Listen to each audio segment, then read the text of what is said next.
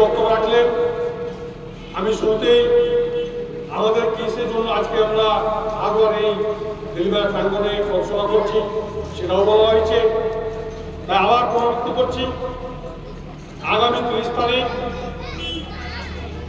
অর্থাৎ পরশুদিন বৃহস্পতিবার দুপুর 12টায় মুর্শিদাবাদ জেলা পরিষদ ঘেরাও করতে যাচ্ছি কংগ্রেসের ব্যানারে অধীর রঞ্জন চৌধুরীর নেতৃত্বে মুর্শিদাবাদ জেলা কংগ্রেসের উদ্যোগে। অতএব সেই দিন বিপুল সংখ্যক জনসংখ্যা নিয়ে, বিপুল মানুষজন নিয়ে আমরা বহরমপুরের রাজপথকে জয়লাভ করে দেব, পঞ্চমকে জয়লাভ করে দেব। তাই আমরা সেদিন আরো এমএলএ মোড়ে সকাল 10টার সময় বাসের ব্যবস্থা রেখেছি।